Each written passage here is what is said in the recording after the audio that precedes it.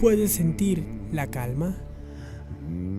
Esta melodía es tranquilidad y seguridad pura ante cualquier dificultad.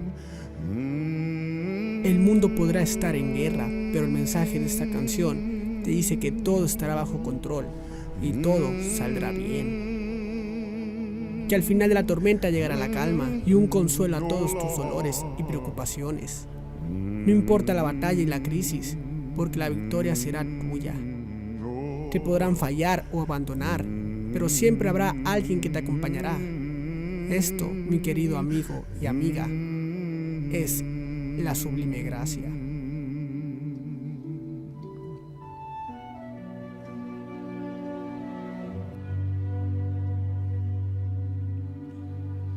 Lo más probable es que ya conozcas esta canción, o por lo menos la hayas escuchado en algún programa de televisión o película. Amazing Grace es considerado uno, si no, el más famoso de todos los himnos populares. Y se cree que se canta aproximadamente 10 millones de veces al año. Su historia y el mismo significado de la composición y la letra tiene un gran trasfondo, el cual trae un gran mensaje de esperanza para todo aquel que quiera recibirlo. Amazing Grace, o Sublime Gracia para los hispanohablantes, es un himno cristiano escrito por el clérigo y poeta inglés John Newton, el cual la escribió a partir de su experiencia personal, donde a través de su letra transmite el mensaje del perdón y la redención sin importar la vida pasada del hombre y de la salvación a través de la gracia de Dios. John Newton nació en 1725 en un distrito londinense cerca del Támesis llamado Wapping. Hijo de un comerciante naval que simpatizaba con el movimiento protestante y casi siempre estaba fuera de casa, y de una madre cristiana independiente, la cual murió de tuberculosis cuando cumplió 7 años y que desde el nacimiento quiso que Newton fuera clérigo. Este vivió una dura infancia y tuvo que ser criado por una madrastra la cual era distante, y posteriormente acudió a un internado donde sufrió maltrato. A la edad de 11 años, se unió junto a su padre a un barco como aprendiz, pero desde el inicio demostraría una gran desobediencia que, en el futuro, le traería graves consecuencias. El mismo Newton se describía como un joven que eligió un camino de muerte alejado de Dios y lleno de malos hábitos. Y una vez empezada su carrera como marinero, él decidió renunciar a su fe. Debido a su gran rebeldía y desobediencia, fue obligado por su padre a unirse a la tripulación del Royal Navy.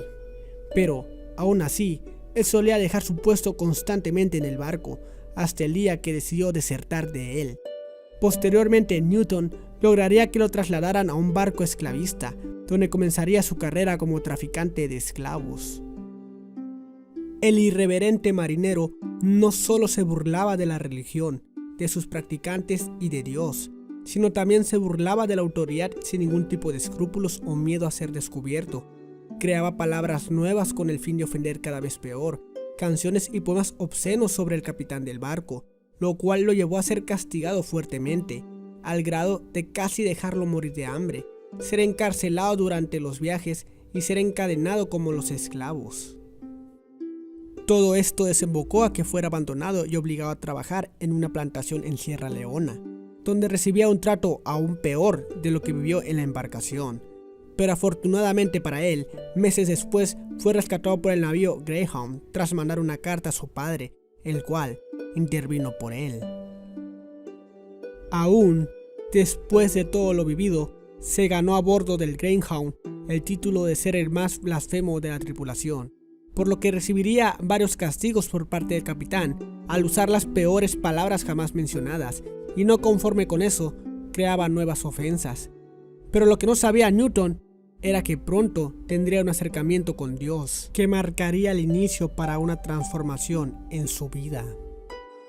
Cuando el Greyhound pasaba por el Atlántico Norte en marzo de 1748, fue azotado por una feroz tormenta, lo que provocó graves daños en el navío y tiró a varios miembros de la tripulación a mar abierto, incluido uno que estaba en el mismo lugar exacto donde justo antes había estado Newton. Los miembros restantes de la tripulación lucharon por horas contra la tormenta y el mismo John Newton, el reconocido más blasfemo de la tripulación, pronunció las siguientes palabras: si esto no funciona, entonces que el Señor tenga piedad de nosotros.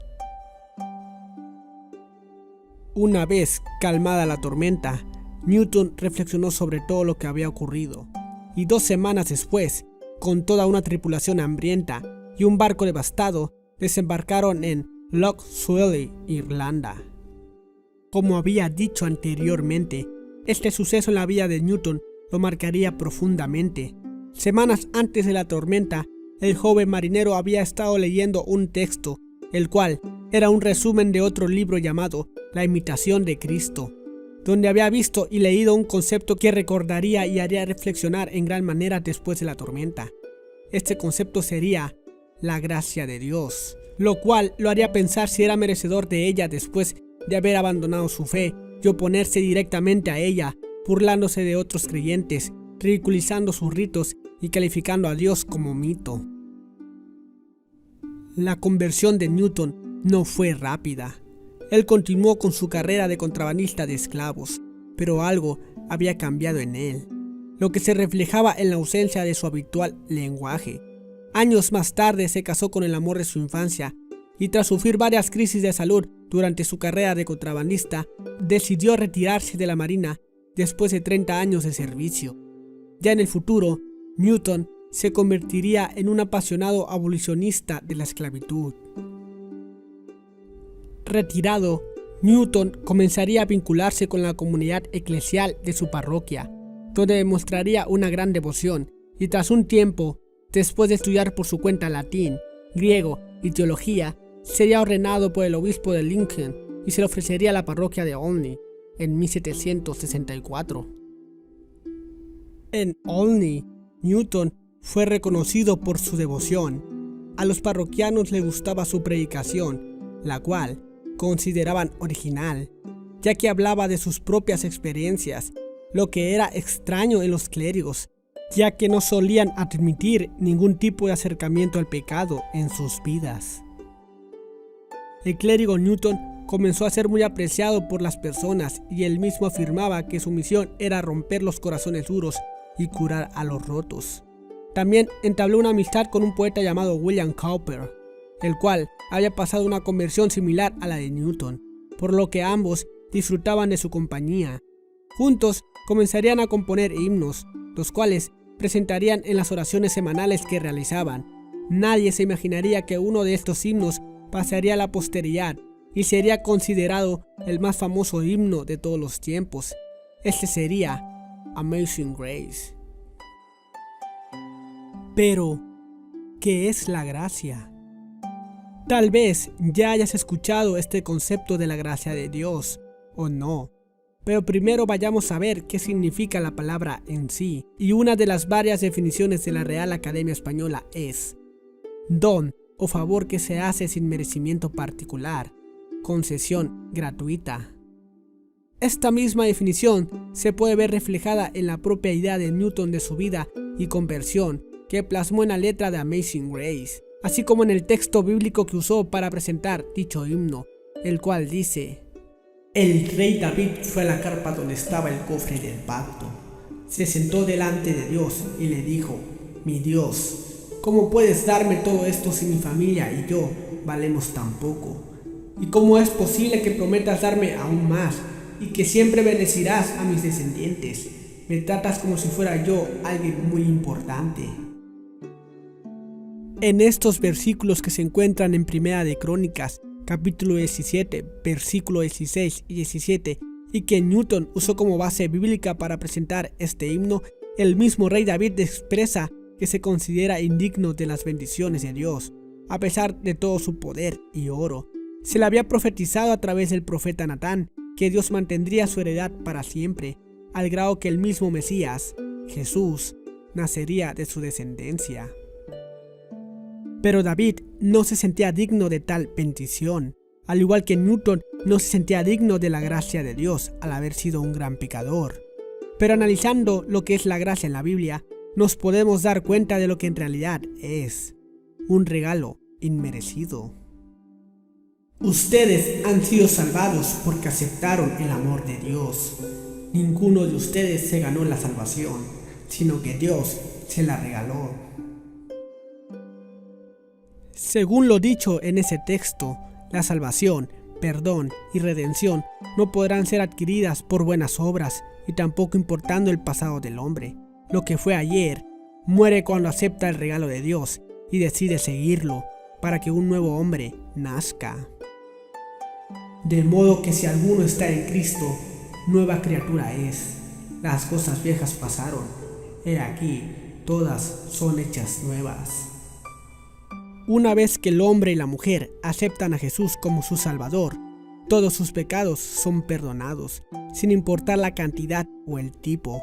Lo único que deben de hacer es aceptar a Dios como el Salvador y arrepentirse de sus malos pasos, acercarse a Dios y dejar sus malas conductas, ya que Él está dispuesto a escuchar a quien sea que le busque y podrá regresar la prosperidad a quien quiera cambiar y corregir su camino. Y si mi pueblo, el pueblo que lleva mi nombre, se humilla, ora, me busca y deja su mala conducta, yo lo escucharé desde el cielo, perdonaré sus pecados y devolveré la prosperidad a su país. Inclusive se afirma en la misma Biblia que Dios anulará todas nuestras deudas y Él se convertirá en nuestro defensor, anulando el acta de los decretos que había contra nosotros, que nos era contraria, quitándola de en medio y clavándola en la cruz, y despojando a los principados y a las potestades, los exhibió públicamente, triunfando sobre ellos en la cruz.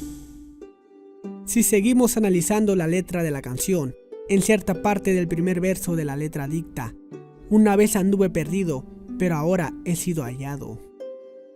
Esto hace alusión a la parábola del hijo pródigo en Lucas 15:24, donde dice: porque mi hijo muerto era, y ha revivido, se había perdido, y es hallado, y comenzaron a regocijarse.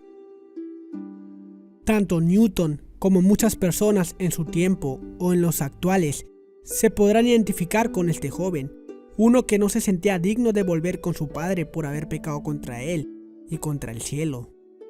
Pero lo que descubrió Newton, y también es para ti, es que el Padre está atento a tu regreso, para correr a ti y recibirte con un beso. Y levantándose, vino a su padre, y cuando aún estaba lejos, lo vio su padre, y fue movido a misericordia, y corrió, y se echó sobre su cuello, y le besó. Podríamos seguir analizando este himno, y no dejaríamos de sorprendernos de la gracia de Dios, y de la misericordia para con nosotros, la cual podemos recibir si nosotros le buscamos. Amazing Grace fue escrito a finales de 1772 y muy probablemente fue usada para la oración del 1 de enero de 1773. Posteriormente, en 1779, de forma anónima, se publicaría una colección de los poemas de Newton y Cowper, bajo el nombre de Himnos de Olney.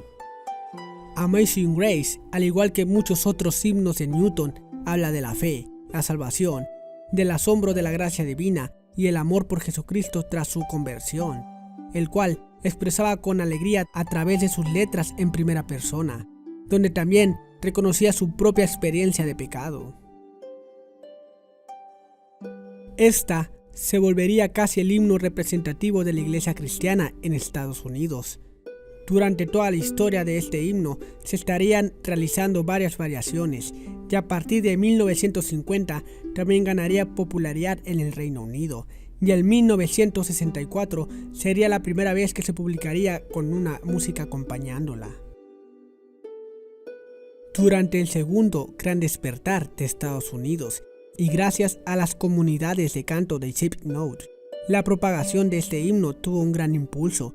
The Amazing Grace se convertiría por excelencia en uno de los himnos más utilizados durante todo tipo de predicaciones. No sería hasta que la letra de Amazing Grace se uniría con la melodía de otra canción famosa llamada Nueva Britannia, que nacería la versión más conocida y más usada del himno, y sería visto como emblema de nuevos movimientos religiosos y emblema de los Estados Unidos mientras intentaba emplear la democracia en su nación.